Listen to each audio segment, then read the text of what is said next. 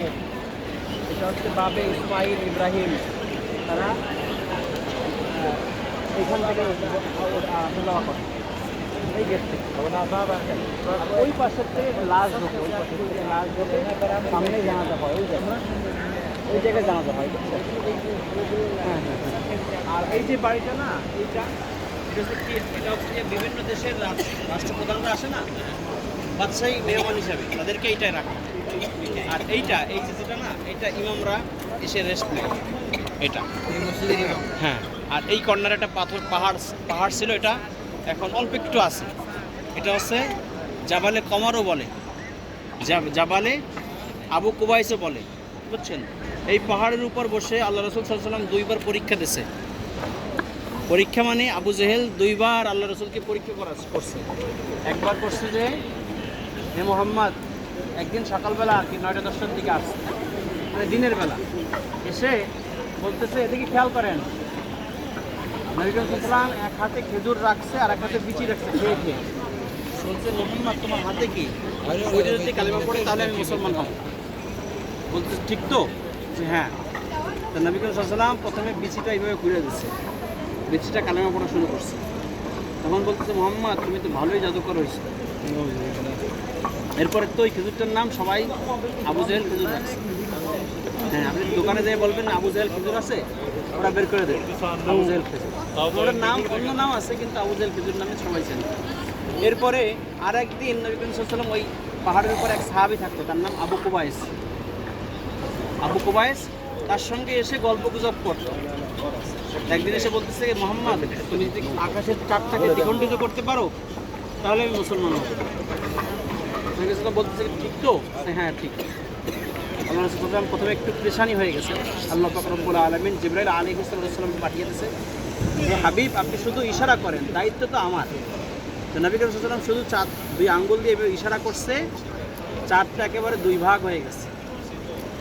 তখন আবু জেহেল বলতেছে কি যে মোহাম্মদ এতদিন তো তোমার কারিশমা ছিল জমিনে, এখন দেখি তোমার জাদু দিয়ে আসমান পর্যন্ত চলে গেছে। যার নসিবে ঈমান নাই, শত চেষ্টা করলেও তার ঈমান গ্রহণ করতে পারবে না, বুঝছেন? ওর নসিবে ঈমান ছিল না। আল্লাহ রাসূল দোয়া করছে যখন ইসলামের প্রথম যুগে যে হে আল্লাহ, আপনি ওমরকে অথবা আবু জেহেলকে, দুইজনের একজনকে দিনের জন্য কবুল করুন। কারণ মক্কায় তখন কিছু লিডার থাকে না, লিডারদের মধ্যে এই দুজন ছিল বেশি তাগড়া, শক্তিশালী। তো যে কোনো একজনকে আল্লাহ রাসূল পাইছে, আল্লাহ পাক রব্বুল আলামিন ওমর কবুল করছে, যার কারণে ইসলামের শক্তি আরও বেড়ে গেছে। এখানের আরও অনেক ইতিহাস আছে। আল্লাহ পাক রব্বুল আলামিন যখন বাইতুল্লাহ তৈরি করতে বলছেন ইব্রাহিম আলাইহিস সালাম এবং ইসমাইল আলাইহিস সালামকে, বাপ হচ্ছে মিস্ত্রি, ছেলে হচ্ছে যোগানদার, যোগান বলে না? তো বাপ ইটের পর ইট রাখতেছে, মানে ইট বলতে পাথর রাখতেছে, আর ছেলে মশলা বানাই দিচ্ছে। আর দেখছেন না মাকাম ইব্রাহিম, ওই চারিপাশ দিয়ে ঘেরা সোনালী রঙের, ওইটা যখন উপরে ওঠা লাগছে, ওই পাথরটা আস্তে উপরে উঠে গেছে, লিফটের কাজ করছে, উপরের দিকে কাটা লাগছে। আবার নিচে যখন নামা লাগছে তখন অটোমেটিক নিচে নামছে, বুঝছেন? বাইতুল্লাহ যখন তৈরি করা হয়ে গেছে, তখন আমরা অনেক সময় বাড়িঘর করলে কিছু পাথর, কিছু বালি, কিছু ইট এরকম থাকে না টুকরা, বাইতুল্লাহ তৈরি করে যখন যাচ্ছে তখন কান্নার শব্দ আসতেছে, ওর ভিতর থেকে কান লাগাই শুনতেছে, ওই বালির ভিতর থেকে, ওই ইটের ভিতর থেকে কান্নার শব্দ আসতেছে। তখন জিজ্ঞেস করা হয়েছে, বলতেছে আমরা কি দোষ করছি? সবার নসিবে বাইতুল্লাহ থাকার সবার নসিবে হয়েছে, কিন্তু আমাদের নসিবে নাই, আমরা কি দোষ করছি? তখন আল্লাহ পাক রব্বুল আলামিনের কাছে আরজু পেশ করছে, আল্লাহ পাক রব্বুল আলামিন এরা তো ক্রন্দন করতেছে, এরা এই বলতেছে। তখন ইব্রাহিম আলাইহিস সালামকে বলতেছে যে ওইগুলো সব তুমি একেবারে গুঁড়ো করে ফেলো। গুঁড়ো করে ফেলছে, ফেলার পর এরপর আল্লাহ পাক রব্বুল আলামিন বলতেছে তুমি ওইগুলো নিয়ে জাবালে আবু কুবাইস যাও। ওখানে গেছে, যাওয়ার পর ইব্রাহিম আলাইহিস সালামকে আল্লাহ পাক রব্বুল আলামিন বলছে তুমি শুধু উপরের দিকে ফিক মারো। শুধু এইভাবে ফিক মারছে, আল্লাহ পাক রব্বুল আলামিন বাতাসকে হুকুম দিয়েছে। বাতাস সারা দুনিয়ার আনাচে কানাচে, অনেক সময় দেখেন না যে খালের ভিতর একটা মসজিদ, আবার মসজিদের 2 গ্রুপের মধ্যে ভাগাভাগি হয়ে আর একটা মসজিদ হচ্ছে, মনে করতে হবে যে আল্লাহ পাক রব্বুল আলামিন ওই পাথরের কুচা ওখানে ফেলছে, যার কারণে আজকে মসজিদ হচ্ছে। যে কোনো অনেকে বলেন আমার বাপের ওসিয়ত ছিল, দাদার ওসিয়ত ছিল, ওসব ওসিয়ত ফুসিয়ত কিচ্ছু না। ওই কাবা ঘরের বাইতুল্লাহর কিছু একটা অংশ ওখানে গিয়ে পড়ছে, ওটা আজকে হোক আর 10 বছর পরে হোক আর 100 বছর পরে হোক, ওখানে মসজিদ হবেই হবে, বুঝছেন? এটা হলো ইব্রাহিম আলাইহিস সালামের বাইতুল্লাহর অংশ এভাবে মারার কারণে আল্লাহ পাক রব্বুল আলামিন বাতাস হুকুম দিয়েছে, বাতাস সব জায়গায় পৌঁছাই দিয়েছে। এরপরে ইব্রাহিম আলাইহিস সালাম এবং ইসমাইল আলাইহিস সালামের ইতিহাস তো আছে আরও অনেক। বাইতুল্লাহ যখন পুনরায় নির্মাণ হবে নবী করিম সাল্লাল্লাহু আলাইহি ওয়াসাল্লামের সময়, তখন আবু জেহেল, আবু লাহাব বা সাইবা, তখন তো তারা লিডার। হাজরে আসওয়াদ পাথর কে ধরবে? হাজরে আসওয়াদ পাথর কে ধরবে? বলতেছে আগামীকালকে যেই ব্যক্তি বাইতুল্লাহর মাথা হয়ে আগে ঢুকবে সে ফয়সালা দিবে। কিন্তু নবী করিম সাল্লাল্লাহু আলাইহি ওয়াসাল্লাম কিছু জানে না। আল্লাহ পাক রব্বুল আলামিন পবিত্র পাথর কোনো অপবিত্র ব্যক্তি দিয়ে ধরাবে না। তো নবী করিম সাল্লাল্লাহু আলাইহি ওয়াসাল্লাম সকালবেলা যখন ঢুকছে, তারা আশপাশে এসে পলাই দেখতেছে কে ঢোকে প্রথমে, কারণ যে ঢুকবে তার কিন্তু ফয়সালা দিতে হবে, এই জন্য ওরা ঢুকতেছে না। নবী করিম সাল্লাল্লাহু আলাইহি ওয়াসাল্লাম প্রথমে ঢুকছে, ঢোকার পর সবাই দৌড়ে চলে আসছে, মুহাম্মদ তুমি একটা ফয়সালা দেবা, আমরা কালকে থেকে বাইতুল্লাহর কাজ শুরু করব, এই পাথরটা কে ধরবে, পবিত্র পাথর? তখন নবী করিম সাল্লাল্লাহু আলাইহি ওয়াসাল্লাম বললেন একটা কাপড় আনো।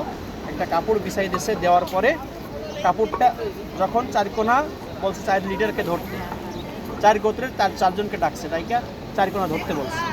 নবী করিম সাল্লাল্লাহু আলাইহি ওয়াসাল্লাম পবিত্র পাথরটা নিজ হাতে ধরছে, ধরে মাঝখানে রাখছে, রাখার পর জাবালে আবু কুবাইসের এখানে নিয়ে আসছে, আবার নবী করিম সাল্লাল্লাহু আলাইহি ওয়াসাল্লাম নিজ হাতে ধরে ওখানে রাখছে।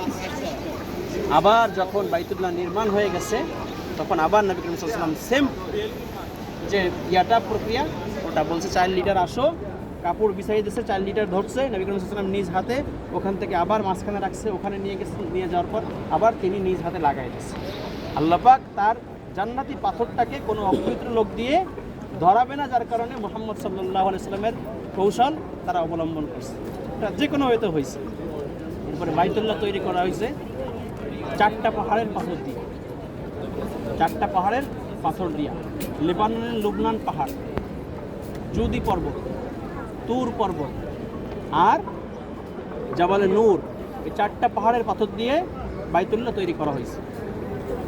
পরবর্তীতে যখন আবার নির্মাণ করা হয়েছে, তখন জাবালে কাবা, জাবালে আবু কুবাইস, জাবালে রহমাত যেখানে আমরা আজকে গেছিলাম, আর জাবালে নূর, এই 4টা পাহাড়ের পাথর দিয়ে পরবর্তীতে সংস্কার করা হয়েছে, বুঝছেন?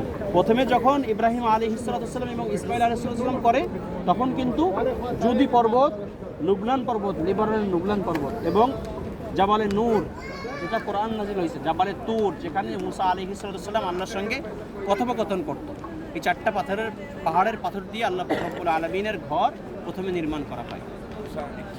আরও অনেক ইতিহাস আছে, এর ইতিহাস বলতে গেলে সময় শেষ হয়ে যাবে, কিন্তু আমাদের অনেক জিয়ারা রয়েছে, আমরা চলেন সামনের দিকে আসেন।